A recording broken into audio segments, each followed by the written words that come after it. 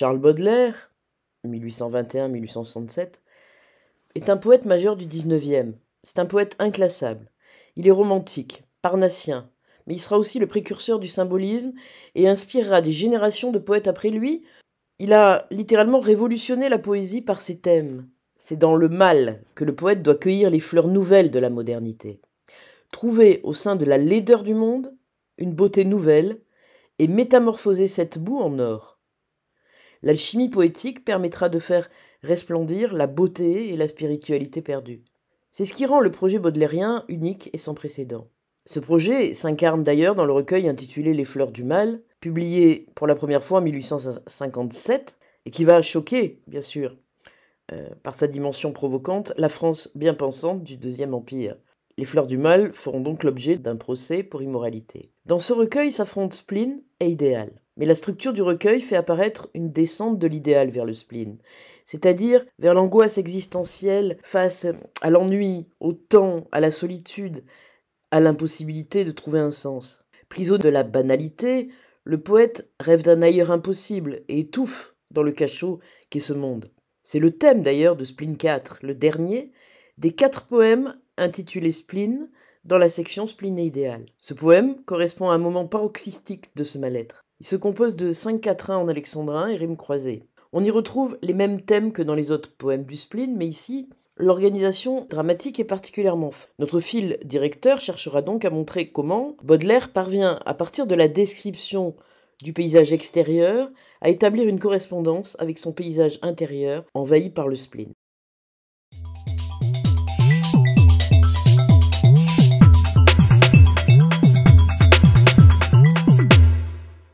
Quand le ciel bas et lourd pèse comme un couvercle sur l'esprit gémissant, en proie aux longs ennuis, et que, de l'horizon embrassant tout le cercle, il nous verse un jour noir plus triste que les nuits. Quand la terre est changée en un cachot humide où l'espérance, comme une chauve-souris, s'en va battant les murs de son aile timide et se cognant la tête à des plafonds pourris. Quand la pluie, étalant ses immenses traînées, d'une vaste prison imite les barreaux, et qu'un peuple muet d'infâmes araignées vient tendre ses filets au fond de nos cerveaux. Des cloches tout à coup sautent avec furie et lancent vers le ciel un affreux hurlement, ainsi que des esprits errants et sans patrie qui se mettent à geindre opiniâtrement. Et de longs corbillards, sans tambour ni musique, défilent lentement dans mon âme. L'espoir, vaincu, pleure, et l'angoisse atroce, despotique, sur mon crâne incliné, plante son drapeau noir.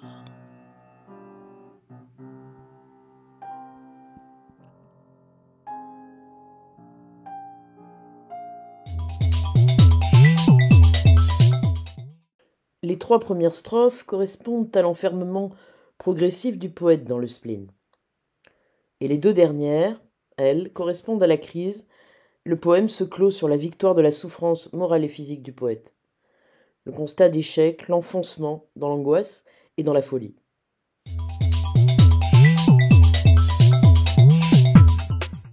Le poème s'ouvre sur une subordonnée circonstancielle de temps, quand le ciel bas et lourd pèse comme un couvercle, qui décrit un paysage extérieur.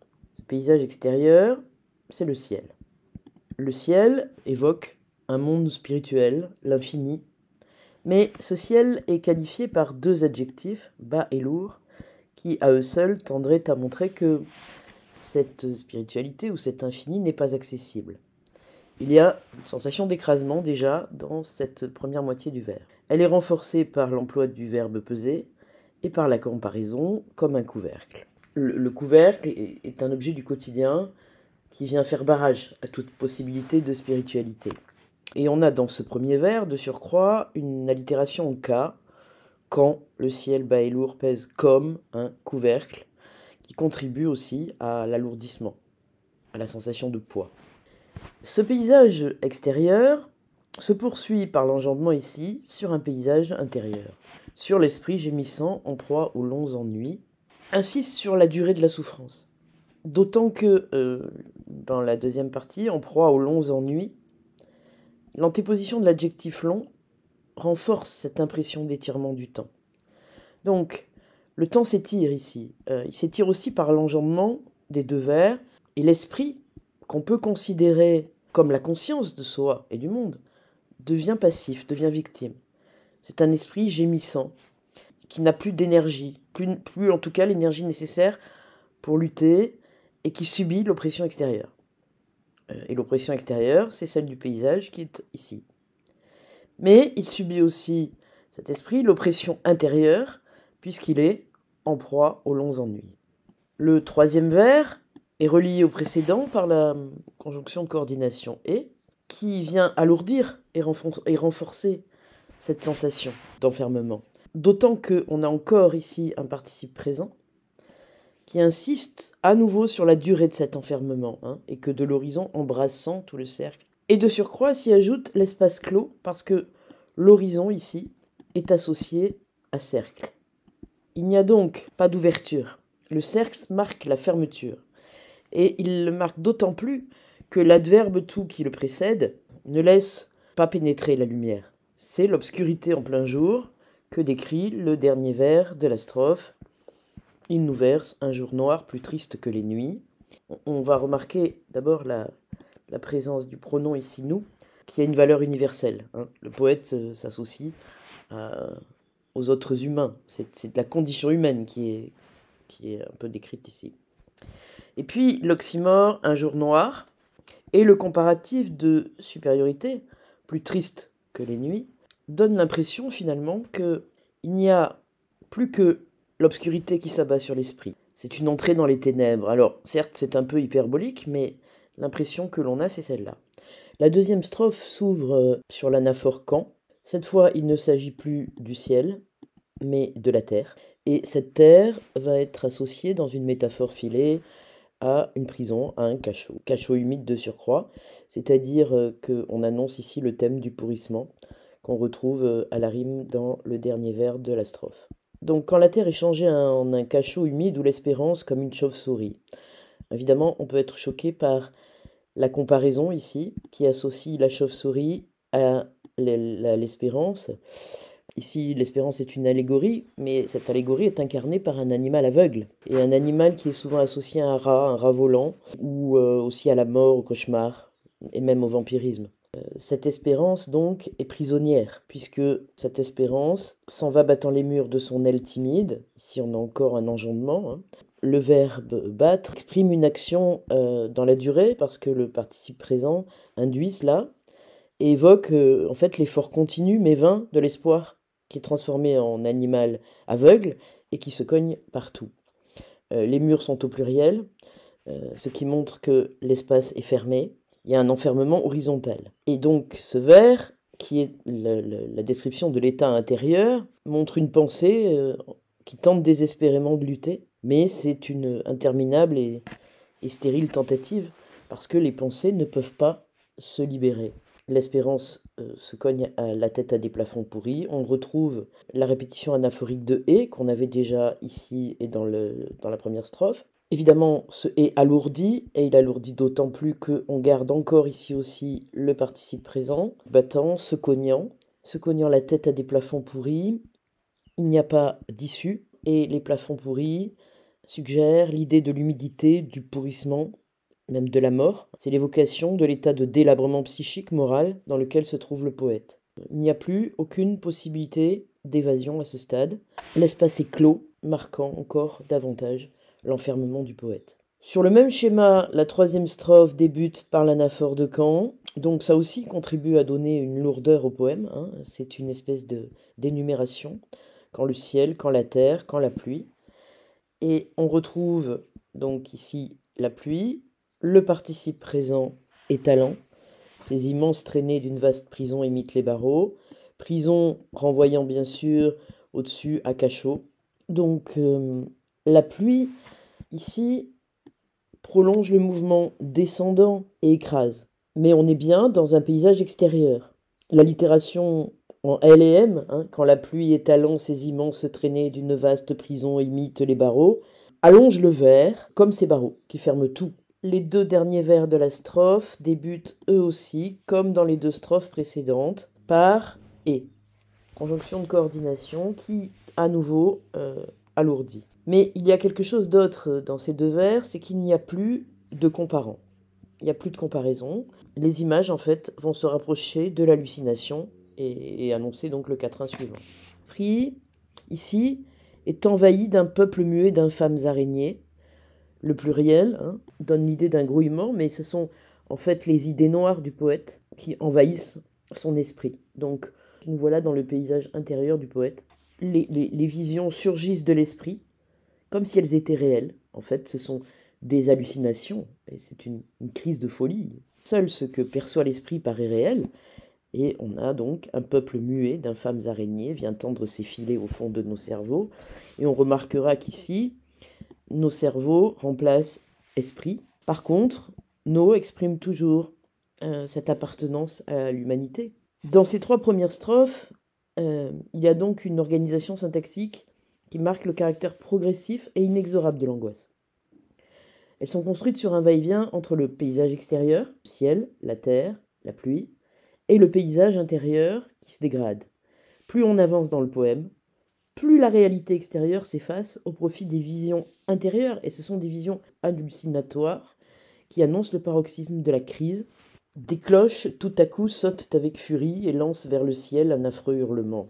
Ce premier vers de la quatrième strophe correspond à la proposition principale, mais surtout, il marque, qui a été rejeté donc très loin dans le poème. La souffrance des trois premières strophes a duré, et maintenant, il se passe quelque chose, mais ce qu'il se passe est effrayant. D'abord, on a la locution adverbiale tout d'un coup qui marque un basculement temporel. Quelque chose d'incontrôlable se produit. Et ce quelque chose, ce sont des cloches qui sautent avec furie et lancent vers le ciel un affreux hurlement. Les cloches vont donc briser le silence qui précédait. Elles sont, ces cloches, sujet de l'action du verbe sauter et de lance. Ces verbes appartiennent à un lexique d'une énergie violente et désespérée en fait. Alors on peut penser une tentative de révolte. Accompagnées du terme furie, elles annoncent la folie, la crise, un accès de rage. Furie fait référence peut-être aux divinités romaines qui rendent les hommes fous. Et puis le son est violent et pénible. Les allitérations caetées des cloches tout à coup sautent avec furie reproduisent des sonorités très agressives. On entre dans le paroxysme de la crise et lance vers le ciel un affreux hurlement. Affreux hurlement montre une douleur insupportable, qui peut plus se contenir. Et ces hurlements montent vers le ciel. On peut peut-être y voir une supplique, une demande d'aide, une imploration. Mais en tout cas, ces affreux hurlements créent une disharmonie sonore très forte. Ces hurlements affreux des cloches sont comparés, ainsi que des esprits errants et sans patrie qui se mettent à geindre opiniâtrement. Ici, on a des esprits au pluriel, évidemment ça n'a plus rien à voir avec l'esprit dont on parlait tout à l'heure. Des esprits errants, c'est la vision plutôt d'un univers fantastique peuplé d'amérantes, de fantômes. Mais ces esprits sont souffrants, errants et sans patrie. On peut les comparer à la souffrance des âmes des morts sans sépulture. On pensera par exemple à Antigone, et qui veut absolument enterrer son frère Polynice pour qu'il puisse reposer en paix. Donc ces esprits errants qui se mettent à geindre opiniâtrement, la relative ici montre qu'il y a une souffrance. Opiniâtrement, il faut insister sur à la lecture, il faut bien marquer la diérèse. Opiniâtrement insiste sur la persécution que subit le poète. Comme il n'y a plus d'énergie pour la révolte, les hurlements deviennent des gênements, et on a le verbe geindre ici. Ce sont des gênements qui n'en finissent pas. En fait, ici, l'hallucination commence à prendre toute la place. Et elle va se poursuivre dans la strophe suivante, mais cette fois de façon très visuelle, alors que là, on était beaucoup dans le sonore. Et de longs corbillards sans tambour ni musique défilent lentement dans mon âme. Comme souvent chez Baudelaire, la dernière strophe est isolée par un tiret, qui met en valeur cette strophe. Mais c'est une strophe où le lien avec le réel est totalement coupé. On est dans l'hallucination. Il n'y a plus de termes de comparaison et de longs corbillards. Et ces longs corbillards n'ont aucun point d'ancrage dans la réalité. Ils surgissent de l'esprit, comme s'ils étaient réels. Évidemment, ces longs corbillards évoquent la mort, et sans tambour ni musique. Alors, il y a le poids du silence, il y a aussi la défaite, parce que sans tambour ni musique évoque la retraite d'une armée vaincue. Et il y a l'idée, bien sûr, de vaincu qu'on retrouvera plus tard. Et puis, c'est très lent. Il y a une lenteur lugubre dans ce défilé de Corbillard. Il n'y a pas de sonorité. Et si on lit le poème, si on lit le vers, et de longs corbillards, sans tambour ni musique, défilent lentement dans mon âme. Mon âme ici d'ailleurs, le possessif-mon, marque que maintenant le poète est seul. Il n'y a plus le nous, le nos que nous avions tout à l'heure. Il n'y a plus que le poète face à son angoisse. Lentement, hein, l'adverbe ici renforce cette lenteur. Et puis surtout, l'espoir est placé à la fin du vers en contre-rejet. Alors c'est à la fois une manière de mettre ce mot en valeur et de mettre en valeur le mot qui suit.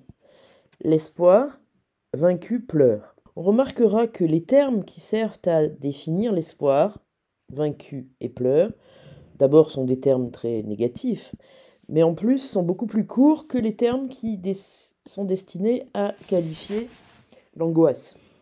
Vaincu, pleure, ça fait 3 syllabes, et atroce despotique, ça en fait 6. Donc il y a un déséquilibre qui marque l'emprise de l'un, l'angoisse, sur l'autre, l'espoir. Despotique suggère bien sûr la tyrannie. Et donc ici, par ces deux allégories que sont l'espoir et l'angoisse, on brouille les frontières du monde réel et du monde intérieur. Et la défaite est totale. L'espoir est vaincu et il laisse place à l'angoisse. Et enfin, le dernier vers du poème, sur mon crâne incliné plante son drapeau noir, eh bien, on voit que le poète est progressivement enfermé dans son propre cerveau, mais il ne s'agit même plus du cerveau, puisque c'est le crâne. Donc on est passé de l'esprit au début du poème, puis au cerveau, et maintenant il ne reste que le crâne.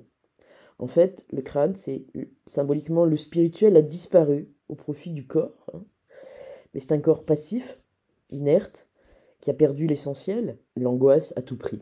Et on retrouve mon crâne, comme on avait ici mon âme, c'est-à-dire que c'est dans une solitude absolue qu'a lieu cette défaite. Et sur mon crâne incliné, et à l'hémistiche, on a le verbe planter, qui est très violent. Sur mon crâne incliné, plante son drapeau noir. Le noir, bien sûr, c'est la couleur du deuil, mais c'est aussi celle des pirates et celle de l'anarchisme. Ça symbolise la mort de l'espoir. En fait, c'est le triomphe absolu. Donc il y a là victoire absolue de l'angoisse, de la souffrance physique et morale. Et surtout, il y a totale adéquation entre le paysage et l'état intérieur du poète. Le poème est le récit d'une descente aux enfers. Baudelaire utilise des images concrètes du monde réel pour nous faire pénétrer dans un drame intérieur, celui de l'homme confronté au spleen.